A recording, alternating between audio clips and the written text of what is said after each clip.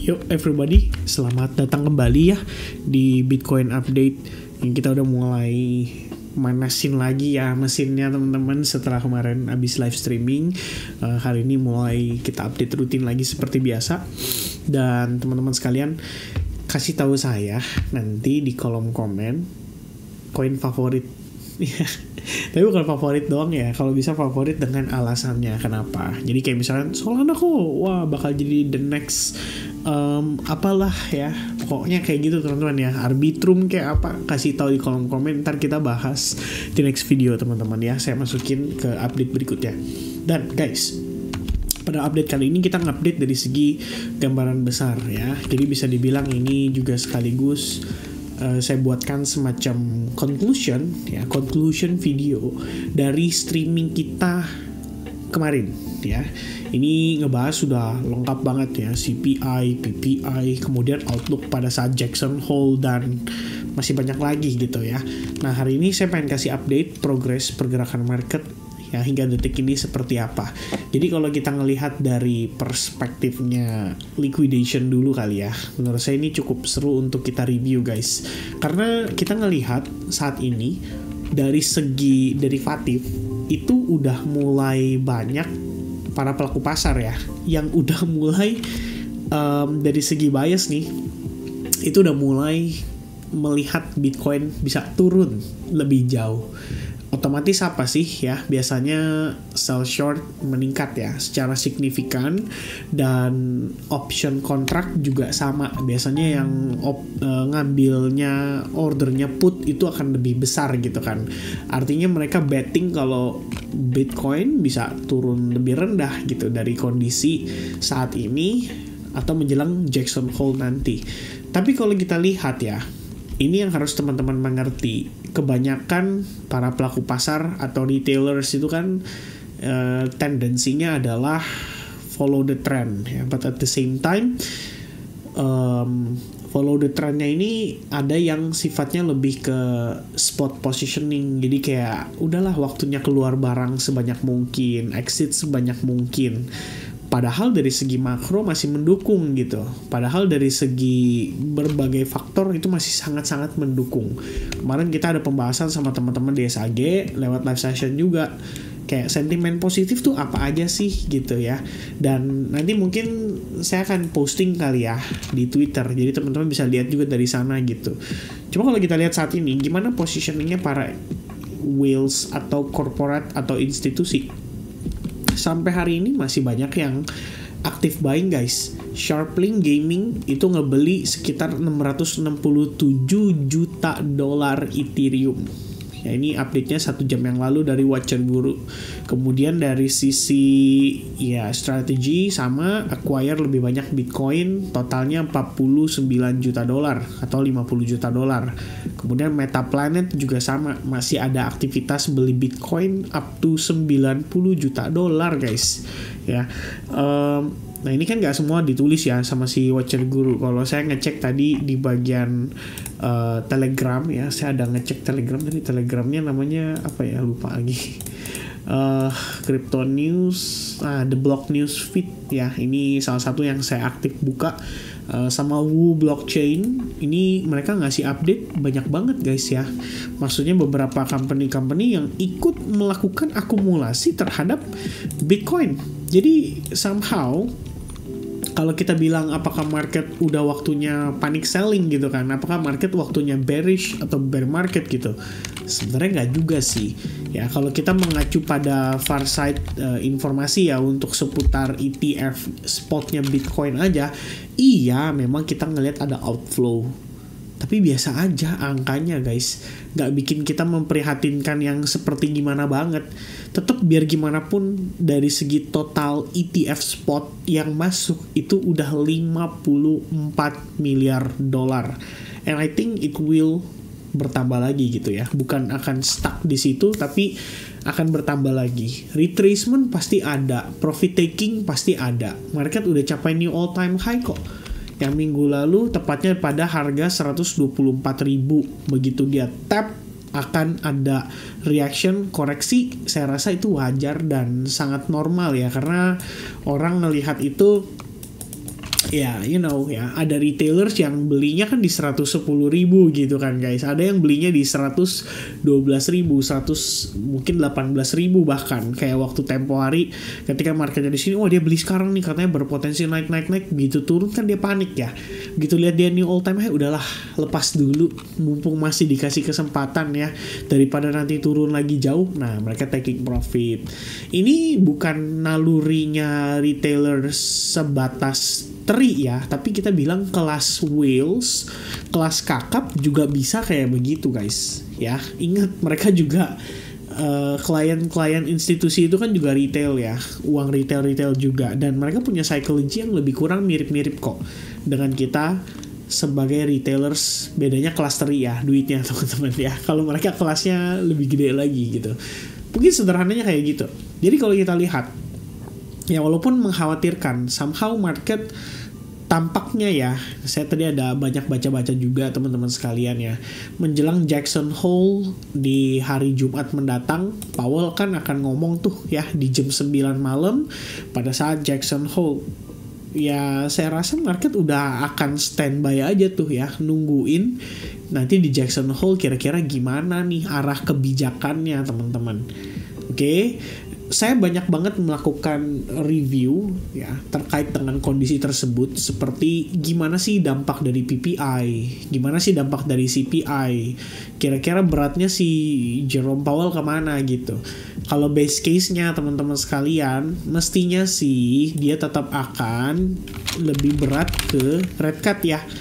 Jadi lebih berat ke rate cut pada bulan September.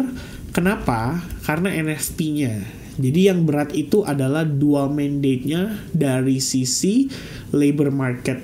Ya, kita udah tahu angkanya NFP itu jelek banget. Bulan lalunya direvisi ke 14.000, yang awal bulan ini rilis data tanggal 1 itu di bawah 100.000, tepatnya di 74 atau 79.000, saya lupa tuh, kisaran range segitu. Tapi 2 bulan berturut-turut angkanya di bawah 100.000 dan ada peningkatan unemployment rate senilai 0,1% atau angka penganggurannya naik 0,1% di awal bulan ini dikeluarkan informasinya. Itu saya rasa udah cukup menjadi base case buat dorongan Federal Reserve melakukan rate cut pada September mendatang. Toh bagaimanapun teman-teman sekalian, mereka emang udah antisipasi kok inflasi masih bisa naik hingga akhir tahun. Soal itu mereka tahu. Tapi yang di luar ekspektasinya adalah dari segi labor market. Jadi kalau dari labor market mereka sebelumnya beranggapannya bahwa masih solid, masih oke, masih bagus untuk pertumbuhan ekonomi ke depan, ya kali ini mereka udah nggak bisa ngomong kayak gitu. Kenapa? Karena angkanya udah ngasih lihat kondisinya sebenarnya nggak sebagus itu, dan itu yang menjadi dorongannya teman-teman. Nah, apa yang bisa bikin market bergerak menjadi sangat bearish sekali hingga testing ke level-level tertentu? Ya, sebut saja level range 112.000 $. Dari mana patokannya? Sederhana aja guys ya. Ini previous high point. Oke. Ke previous high point itu 112.000, level support resistance yang paling kelihatan dengan kasat mata. Ya, jadi begitu kita buka chart, kamu nggak pakai apa-apa gitu ya, udah kelihatan 112.000 adalah potential key support level pada Bitcoin yang bisa dites as soon as Jerome Powell ngasih statement yang relatif hawkish. Hawkish tuh maksudnya gimana? Ntar dia akan bilang kayak, ya kita September belum kelihatan lah apakah kita akan melakukan rate cut atau kita akan mempertahankan rate-nya, sebab inflation kita lihat masih sticky. Ya kan, tuh bahasa-bahasa yang dia pakai tuh ya kan. Inflation masih sticky, kemudian labor market masih dalam batas wajar ya. Mungkin dia akan bilang kayak begitu. Dan kalau itu dia katakan, berarti jatuhnya kan hawkish. Hawkish itu berarti dalam tanda kutip dia tidak memberikan kita kepastian September itu akan gimana teman-teman sekalian. Nah, jika demikian dia lakukan itu, I think Bitcoin akan dengan gampangnya testing ke level 112.000. Bahkan kita bisa testing ke level demand dari order block yang juga memiliki fair value gap guys. Di sini yaitu pada kisaran harga $110.000 ya, that range teman-teman sekalian. Oke.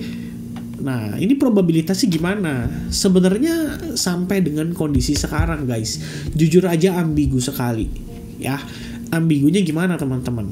FedWatch tuh nunjukin probabilitas Fed rate cut itu di bulan September udah di angka 85%. Artinya tingkat keyakinannya lumayan tinggi nih, ya kan?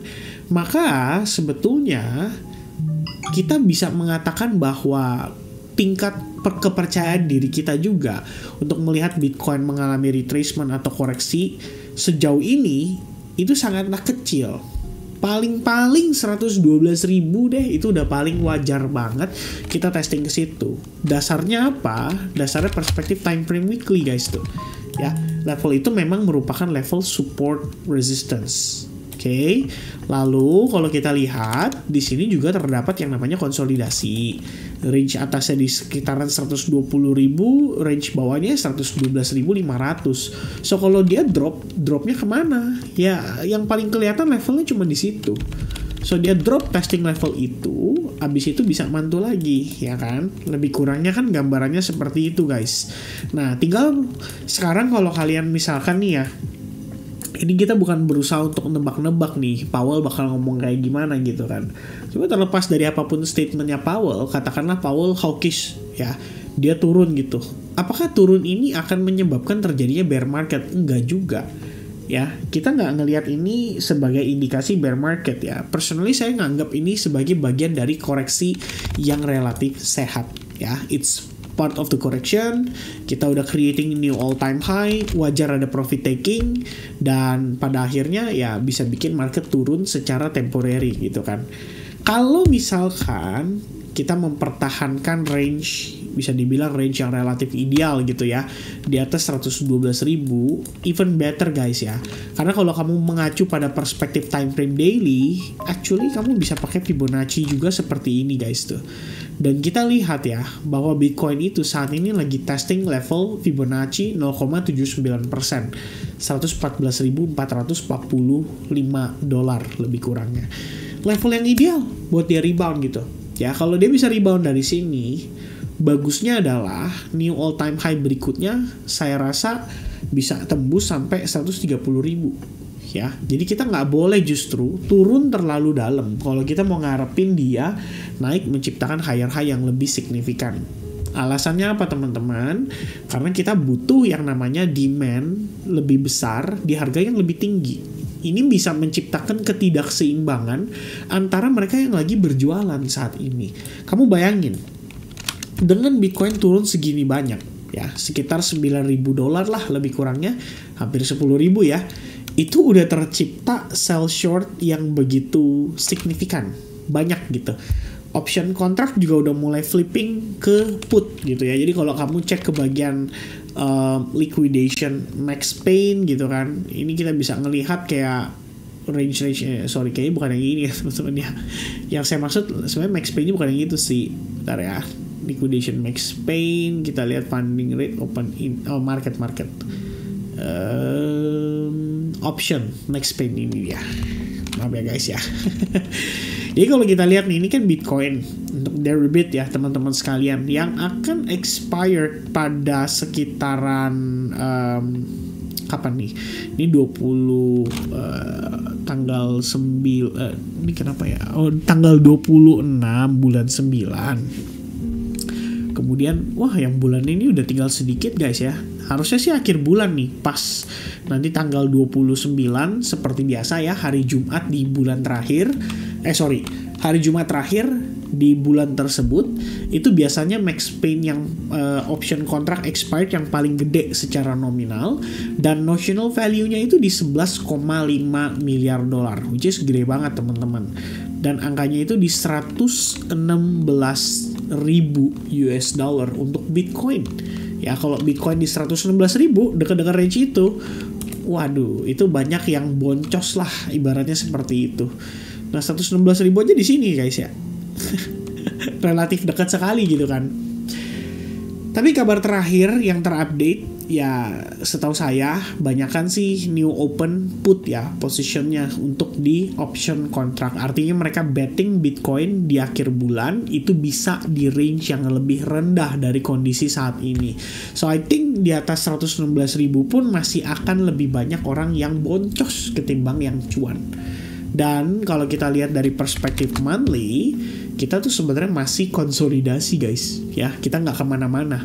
Di harga yang saat ini kita lihat itu dekat dengan harga opening bulan ini gitu, ya. In fact, waktu open kita dibawa turun dulu kan sampai ke 112.000. Ini kan sebenarnya adalah proses kita nge-fill gap yang ada di sini dan gap tersebut udah ketemu gitu.